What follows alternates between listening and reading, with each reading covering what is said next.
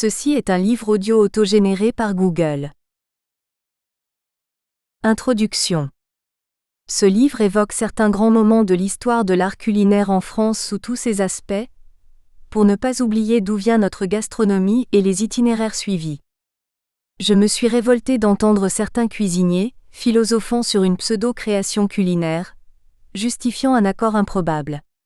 Ils m'ont tout à coup fait comprendre qu'il n'était pas possible d'occulter le passé, les traditions, les techniques, les règles de la cuisine, mais au contraire de s'en inspirer pour aller de l'avant et rebondir sur une gastronomie accessible avec ses multiples facettes. Dans l'introduction de la deuxième édition du guide culinaire d'André Escoffier en 1907, la première étant de 1902, l'éditeur Flammarion écrit « L'art culinaire dépend de l'état psychologique de la société. Il suit nécessairement et sans pouvoir s'y soustraire les impulsions qu'il reçoit de celle-ci. Là où la vie est aisée et facile, l'art culinaire prend toujours un développement considérable, parce qu'il contribue à l'un des plus agréables parmi les plaisirs qu'il soit donné à l'homme de goûter. Au contraire, là où la vie est active, l'homme ne peut donner à la bonne chère qu'une place restreinte dans ses préoccupations. Il considère comme perdu le temps passé à table. Rien n'a changé ou presque. Si ce n'est dans le comportement, c'est donc dans l'assiette. Certains critiques étrangers ne considèrent plus notre gastronomie comme la première au monde. Il n'est pas question ici de compétition, mais d'analyser avec recul les dérives et les contradictions qui peuvent donner cette impression. Il est intéressant de constater deux lignes éditoriales médiatiques curieusement opposées, qui semblent être pourtant complètement tendance. La cuisine des terroirs proposée avec un soutien très appuyé de l'expérience de la grand-mère, les bons produits et les traditions de la région. La cuisine haut de gamme, dite gastronomique, dans laquelle de nombreux chefs interrogés font souvent de la philosophie pour expliquer la base de leur cuisine d'excellence. Pour certains, surtout maintenant, le mot gastronomie passe obligatoirement par une présentation ultra sophistiquée pour laquelle la notion de qualité produit semble parfois complètement oubliée. Les recettes sont revisitées, mot ultra tendance. Bien appliquées, elles peuvent apporter de belles surprises à condition que l'histoire de la recette soit respectée ainsi que la qualité des ingrédients. Il y a toujours eu de bonnes et de mauvaises cuisines. Les récits des comportements de nos ancêtres à travers les âges le montrent simplement dans nos recettes traditionnelles. Mais si la France est devenue une référence, c'est aussi grâce à son histoire, sa position géographique, son relief et son climat, le tempérament de ses habitants qui mêle influence anglo-saxonne et latine. Les sols et les climats de l'Hexagone sont des éléments déterminants pour l'évolution de nos us et coutumes, de notre bien-être et de la grande diversité de nos cuisines régionales. Elles sont encore, et il faut l'espérer pour longtemps, représentatives de ce bien-manger local qui nous attire, entraînant de nombreux touristes parfois plus au courant de nos folklores que nous-mêmes. Alors, ne les décevons pas et respectons un minimum de notre histoire. Toutes ces caractéristiques ont forgé notre culture dont la gastronomie est une des composantes. Mais aujourd'hui, tout se mélange dans la tête du consommateur. Nos matières premières deviennent suspectes si elles ne sont pas bio. La présentation, véritable œuvre d'art, réussie par les vrais cuisiniers, peut devenir très vite ridicule si elle fait oublier les ingrédients servis et leur qualité. Le choix du vin par rapport au plat ou le plat par rapport au vin devient une épreuve très compliquée surtout pour nous, consommateurs qui trop souvent pensons avoir la science infuse. Alors nous appliquons sans réfléchir un choix dit classique. La solution retenue risque parfois d'être très loin d'un mariage réfléchi et harmonieux. Les considérables évolutions des réglementations en matière d'hygiène font dire tout et son contraire.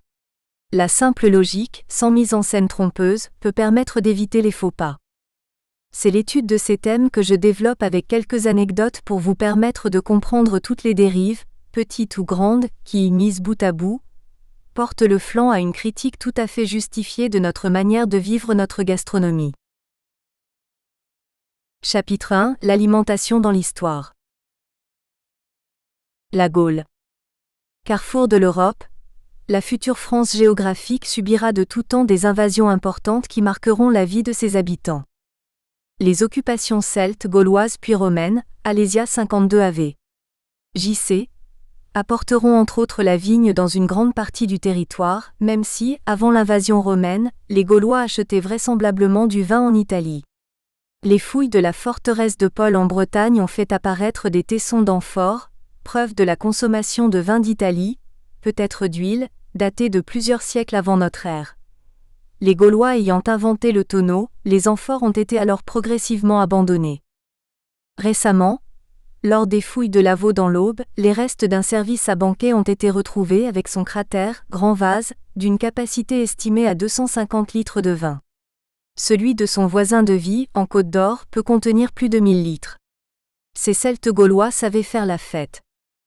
La période gauloise a laissé quelques traces de constructions comme l'oppidum de Bibracte ou de Nage, et de vrais châteaux ou habitats aristocratiques fortifiés comme la forteresse de Paul. Contrairement aux civilisations précédentes, égyptiennes, grecques, romaines, on ne retrouve que peu de constructions en dur. Le bois est presque uniquement utilisé pour l'habitat. Il est plus facile à travailler que la pierre et surtout, à cette époque, il se trouve à portée de main en très grande quantité dans les forêts celtes et gauloises. Il devient la principale matière première pour les constructions traditionnelles. Les archéologues découvrent donc des fondations et des remparts en pierre avec des trous plus ou moins réguliers pour recevoir les pièces de charpente. Pas de ruines de cuisine, mais des restes, ustensiles, foyers, poteries, qui permettent de reconstituer la manière de préparer les aliments. De grands axes de communication sont tracés, favorisant dans un premier temps la circulation des légions romaines, mais créant aussi sur l'ensemble du territoire les premières importations et exportations de toute matière première y compris des produits alimentaires. Certains modes d'alimentation ont été retrouvés grâce aux fouilles archéologiques. À Bibracte, dans le Morvan, les chercheurs, dont Anne Floest, ont pu retrouver la nourriture des Gaulois. Des repas complets, reconstitués par déduction, sans traces écrites, sont servis et une littérature spécialisée existe sur ce sujet. Exemple de 2 menus, il va sans dire bio. Choux macérés et lentilles, sauce cumin. Poulet aux épinards et concassé de blé. Sauce aux champignons. Fromage sec ou frais au miel. Roulé de pruneaux au pavot. Petit pain aux céréales avec de la cervoise Bibracte. Salade fraîche de millet et croquet de lentilles vertes. Duo de porc et agneau, choux aux noisettes grillées. Fromage sec ou frais au miel. Pastinade aux myrtilles sur fond de crème de fleurs de sureau. Petit pain aux céréales. Contrairement aux idées véhiculées par les albums d'Astérix, le sanglier n'était pas la principale viande alors consommée. Par contre, l'élevage d'animaux, bœuf, porc, mouton ou volaille permettait d'avoir, suivant son rang, des menus assez variés et d'une qualité certainement agréable. La reconstitution de repas gaulois démontre une cuisine riche et proche de certaines recettes actuelles. Les légumes cultivés ou sauvages se trouvaient en abondance grâce au climat et à un environnement propice aux cultures. Le plat à mijoter est cuisiné dans un chaudron suspendu à une crémaillère au-dessus du feu de bois. Cette installation perdurera très longtemps avant l'apparition des premiers fourneaux au XIIIe siècle. Le Gaulois consommait beaucoup de laitage et buvait de la cervoise, sorte de bière réalisée avec des graines de céréales fermentées, grillées puis brassées. Même si la cuisine n'était pas intégrée et en inox, cuisinière ou piano n'existait pas, la qualité des repas était déjà très prometteuse. Le Moyen Âge. C'est une période très longue qui dure près de 1000 ans du 5e au 15e siècle. Le Haut Moyen Âge avec ses invasions répétées et ses périodes de famine, ne bouleverse pas les habitudes alimentaires, malgré la création de monastères qui se spécialisent dans l'élaboration du vin. Charlemagne aurait offert à la collégiale de Saulieu en 775, une vigne sur la montagne de Corton à condition que le vin produit soit blanc, d'où le fameux Corton Charlemagne entouré de vin rouge.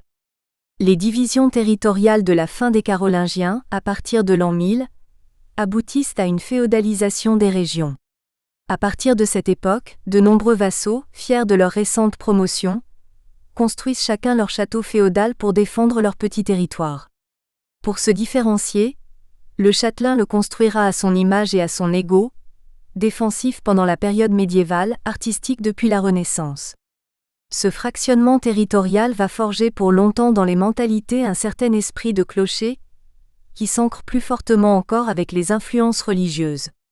Cet esprit propre à la France va faire exploser des individualités remarquables.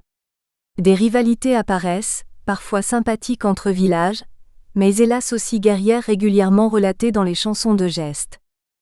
Un inventaire de tous les châteaux d'Europe occidentale, ruines comprises, aurait été réalisé englobant toute époque, de la Norvège à la Grèce, d'Espagne et d'Irlande à la Pologne.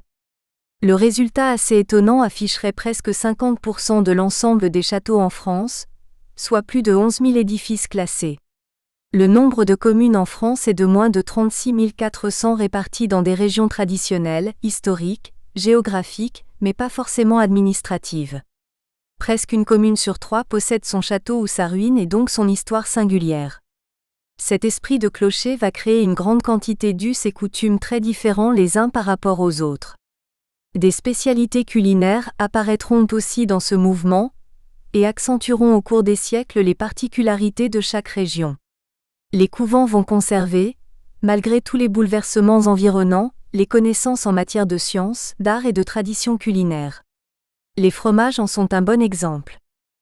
Si le fromage est tellement développé en France, grâce à la notion de terroir, de l'espèce animale, de l'altitude et du savoir-faire ancestral, c'est peut-être aussi parfois l'individualisme et l'esprit de clocher qui changent un fromage rond en fromage carré, une tome épaisse en tome plus large, un fromage mi-frais en fromage sec. Dans les châteaux, le coin cuisine sera aussi à l'image du seigneur et de son implantation géographique dans le pays. En visitant ces nombreux édifices, je suis toujours surpris de l'aménagement de certaines cuisines. Tantôt petite et reléguée dans un sous-sol humide sans lumière, tantôt d'une belle surface, à l'étage inférieur de l'antichambre, future salle à manger, mais grande et lumineuse. Le maître-queux y règne sur une armée de domestiques. Des astuces d'aménagement ont été réalisées surtout à la fin du Moyen-Âge sans normes vétérinaires, mais avec un bon sens très respectable et parfois même précurseur par rapport aux exigences actuelles. Rigole centrale au sol pour évacuer l'eau de lavage, garde-manger creusé dans la roche pour maintenir une certaine fraîcheur, locaux réservés aux légumes et au vin, cheminée voire plusieurs par cuisine avec tourne-broche et même parfois un système de recyclage de la chaleur, pierre d'évier avec évacuation directe vers l'extérieur. À l'abbaye de Fontevraud, la cuisine ou le fumoir, bâtiment indépendant collé au réfectoire construit en 1160, comporte 8 absidioles, postes de travail, surmontées chacune d'une autre reliée à la cheminée centrale. Les cuisines du palais des Ducs de Bourgogne à Dijon, 1433, comportent 2 postes de travail surmontés d'une hotte sur les 3 côtés, soit 6 emplacements de cuisson.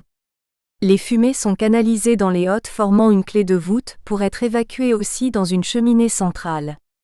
Au château de la Rochepot, en Côte d'Or, le fourneau central n'a pas d'évacuation.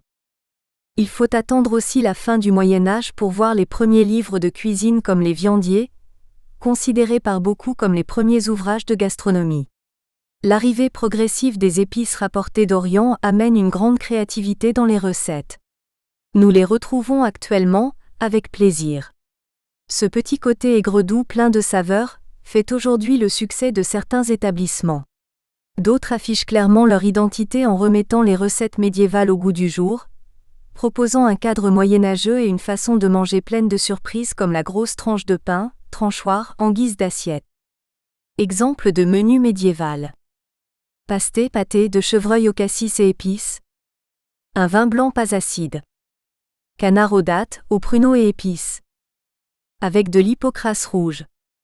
Flan de carottes au fromage. Fromage de brie, un vin rouge léger. Taillé aux fruits secs, avec un doigt d'hydromel. Ce menu est un exemple parmi beaucoup d'autres possibilités, mais on peut facilement constater que ce repas donne confiance tant il suggère une note traditionnelle et originale à la fois. La réussite viendra bien évidemment de la qualité des matières premières et du dosage des assaisonnements, particulièrement en épices. Mais il faut prendre garde de ne pas rendre insipides ces plats médiévaux en réduisant les contrastes gustatifs pour plaire au plus grand nombre. C'est une dérive de notre époque. Nous risquons d'entendre pas trop de cannelle ou de fruits secs, pas trop de vinaigre et juste un peu de fruits rouges, mais surtout pas de viande faisandée. Sans jouer à Monsieur Plus, comme on me l'a parfois reproché, il est important que les convives d'aujourd'hui se mettent un peu à la place de nos ancêtres. Bien évidemment, nous n'utiliserons pas certains ingrédients comme les pommes de terre, tomates ou dindonneaux qui n'apparaîtront sur les tables qu'à la Renaissance. Les épices, rapportées des croisades, n'étaient pas utilisées pour masquer le mauvais goût des viandes manquant de fraîcheur. Contrairement aux idées reçues, il s'agissait surtout d'une mode grâce aux échanges marchands avec les pays d'Orient. De même, les différentes graisses étaient très peu utilisées dans les recettes plutôt acides. Le mariage épices et fruits était très courant sur les tables des seigneurs. L'évolution reste lente pendant ces 1000 ans, mais la transition pour les historiens est nette entre le début influencé fortement par les Romains, puis par les croisades et enfin le début de la Renaissance. La Renaissance.